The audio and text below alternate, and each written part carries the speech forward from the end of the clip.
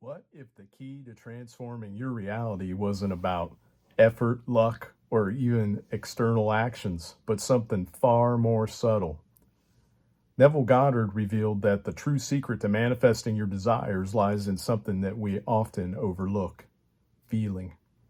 In this deep dive of Neville Goddard's Feeling is the Secret, we'll uncover how prayer isn't about just asking, but embodying, and how sleep isn't just rest, but a gateway to subconscious programming, and how mastering your emotions can shift the very fabric of your world.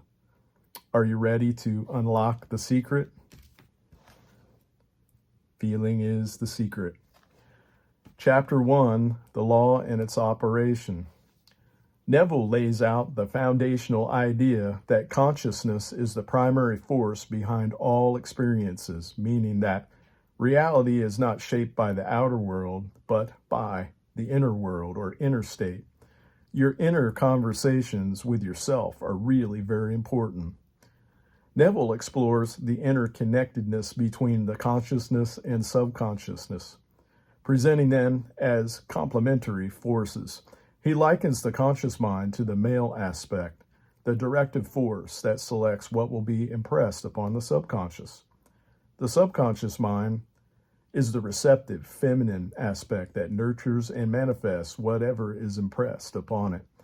Just as in nature, where the female brings forth creation based on what is received from the male, the subconscious produces results based on the emotional and mental impressions it receives, where they will show up into your world.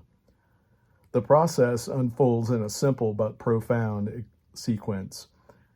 Whatever ideas and feelings the conscious mind dwells on with conviction and emotion, whether positive or negative, they are passed onto the subconscious mind. The subconscious, being non-selective, accepts and manifests these impressions as real-world experiences. Since the subconscious operates purely on feeling rather than logic, so your dominant emotional state is what determines what you manifest into your life. And you're always manifesting. The key here is that control over your feelings is an important factor in shaping your external reality. Since the subconscious mind does not filter or reason, it only absorbs and expresses what it is fed. So emotion becomes a blueprint mapping to one's future experiences. If you consistently feel successful, loved, and abundant, the subconscious accepts these as truths and materializes circumstances to reflect that. Conversely, if one dwells on feelings of lack, fear, or doubt, the subconscious brings forth situations that confirm those emotions. Neville emphasizes that by disciplining your emotions and consciously feeling as though the wish is already fulfilled, you gain control over your reality, ensuring that your subconscious produces desirable outcomes rather than unwanted ones. In Chapter 2, the Sleep chapter, Neville Goddard emphasizes that sleep is not just rest, it is a powerful gateway to subconscious reprogramming. Neville explains that the thoughts and emotions you hold before drifting off into sleep create an impression on the subconscious, which shape your future experiences. During sleep, the conscious mind becomes rather inactive, leaving the subconscious fully receptive. Unlike the waking state, where conscious reasoning can interfere with desires, sleep allows direct influence over the subconscious. Since the subconscious mind accepts whatever is felt as true, the state in which you fall asleep becomes a blueprint for future manifestations. So Neville's key technique here is falling asleep in the wish fulfilled. Neville says to assume the feeling of your wish fulfilled before sleep. So what this means is visualizing a scene that represents the achieved desire, engaging deeply in it with your emotions involved, immersing in the sensory experience of it too, feeling gratitude, joy, or certainty as if the wish is already in your reality. It's so good. letting go of doubt and fully surrendering to the belief that the desired state is already yours. By doing this, the subconscious accepts the impression as fact, working overnight to manifest corresponding circumstances. It is a technique of effortless creation, allowing reality to shift without force, but through deep emotional conviction. So here's how to apply it practically. To maximize this principle, you can set an intention before sleep. Choose some short affirmations. For example, like, I am successful, and repeat it while feeling the truth of the statement. Create a mental movie or visualization of an ideal future scenario and replay it, drifting into sleep. Keeping it simple is key, especially if you're brand new to it. Avoid negative emotions at bedtime. Replace worry or frustration with calming thoughts of abundance, love, or achievement, like achieving a goal that you've been working on for a long time. Goddard's teaching here reinforces that your dominant emotion before sleep dictates your waking life, and by deliberately falling asleep in a state of fulfillment, you prime the subconscious to generate experiences aligned with that feeling. In Chapter 3, the prayer chapter, Neville's concept of prayer is described as being radically different from traditional notions of pleading or requesting something from an external force. Instead, he defines prayer as the act of assuming the feeling of the wish fulfilled, meaning that the key to manifestation is not asking, but knowing and feeling as if the desire has already been granted. So, consider prayer as a state of consciousness. In Goddard's view, prayer is not just a petition, it is also identification with a desired state. Most people approach prayer from a state of lack, believing that they must ask for something that they do not yet have. However, Neville emphasizes that the subconscious mind does not respond to words or requests, but rather to the feeling of already having the desired outcome. Therefore, the most effective prayer is one where you accept and emotionally embody your fulfilled desire rather than just merely hoping for it. He says to go to the end and live in the end because it's already done. You too can effectively use the power of feeling in your manifesting your desires. I'm getting better at it as I move along through this journey myself. Since the subconscious mind accepts whatever is felt as true, it does not distinguish between physical reality and imagined experiences. It simply manifests what aligns with your dominant emotions. If you feel abundant, loved, or successful, your subconscious brings forth conditions that reflect those feelings.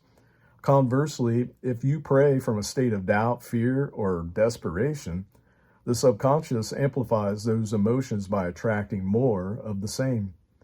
So here's how to apply Neville's prayer method. Instead of verbalizing desires with uncertainty, you should enter a deep, relaxed state to quiet the conscious mind. Do some deep breathing and relaxing your body as well.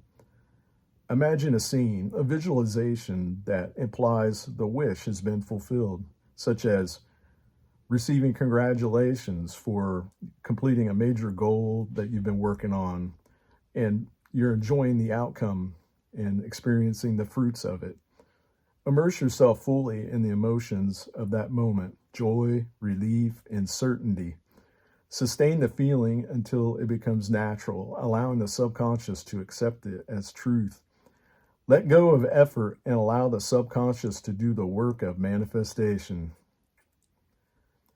Neville teaches that prayer is not just about changing external reality, it is about shifting your internal state so that reality reflects it. By mastering this approach, you move from hoping or wishing into true embodiment of your desired experience. In Chapter 4, the Spirit Feeling chapter, this final chapter reinforces the idea that feeling is the secret to creation. Neville explains that the subconscious mind does not differentiate between real and imagined experiences. It simply responds to the dominant feeling. He urges us to discipline our emotions and cultivate feelings that align with our desired reality. Practicing the feeling of the wish fulfilled is central to Neville Goddard's teachings. And here are some powerful techniques to embody the state of the wish fulfilled. Neville goes into something that he calls SATS, or a state akin to sleep, as he says in the text. So this involves, before falling asleep, enter a deeply relaxed state and visualize your desire as already fulfilled. Feel the emotions associated with it, joy, gratitude, and certainty. Give yourself your desire and feel it and just experience it as happening in your reality right then and there. It's so good. This impresses the subconscious mind, making manifestation more effortless. Another technique that Neville discussed is the revision technique. At the end of the day, mentally revise any event that didn't align with your ideal reality. Imagine it unfolding exactly as you wished, feeling the emotions of the revised experience. This also rewires your subconscious and shifts your future outcomes. Something else that we've discussed briefly in the video, inner conversations.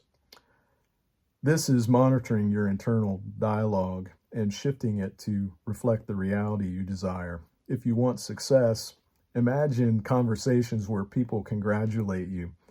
If you seek love, hear affirmations of affection towards you. Your subconscious accepts these inner dialogues as truth. And living from the end, which is central to Neville's teachings, act as if your desire is already fulfilled. This doesn't mean forcing external actions, but rather embodying the emotional state of having what you want. Walk, talk, and think as the person who already possesses your goal. It's so good. And your mental diet, your inner conversations of what you're saying to yourself, and guard your thoughts and emotions throughout the day. Avoid dwelling on doubts or fears, because sometimes the conscious mind wants to take you there. Just observe those thoughts, but let them go. Instead, consistently and affirm and feel the reality of your wish fulfilled. This strengthens your belief and accelerates your manifestation. Applying Neville Goddard's techniques effectively requires consistency and emotional alignment. Here are some tips to integrate them into your daily routine. Set a daily visualization ritual. Dedicate a few minutes each morning, lunchtime, and night to vividly imagine your desired reality. Feel the emotions associated with it, joy, relief, excitement, and the feeling that it's already yours. I also will playfully pretend that everything's been done for the last 3 months and I'm in the third month and I'm just enjoying it. That's a really powerful part of it. Use a mental anchor too. Choose a phrase that represents your goal, like I am thriving or I am financially free. Repeat it throughout the day to reinforce the feeling of the wish fulfilled.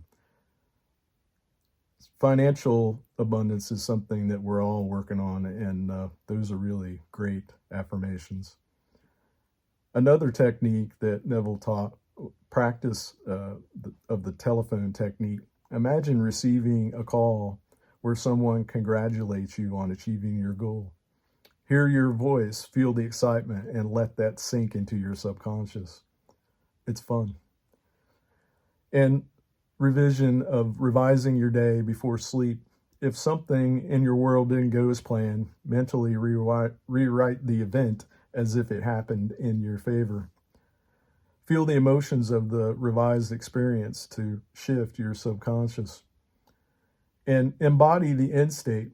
Walk and talk and make decisions as if the desire is already fulfilled. This strengthens your belief and aligns your actions with your manifestation. And maintain your mental diet. Guard your thoughts and emotions, and if doubts arise, immediately replace them with affirmations that reinforce your desired reality. In closing, I just want to say every thought you entertain, every feeling you embrace is shaping the unseen blueprint of your reality. Neville Goddard's teachings unveil the truth. Manifestation is not about wishful thinking. It's about living as though your desires are already fulfilled. Prayer is not just about asking, but assuming it's already done. Sleep is not just rest, but a gateway to creation. And feeling is not passive. It is the secret to unlocking the life you envision. The question is no longer if you can change your world, but when you'll choose to step into the version of yourself that already has it all. The power has always been yours. Will you claim it? Thank you for being here with me today. Please be sure to like, share, and subscribe to my channel. And I will see you all in the next one. Rahjo out.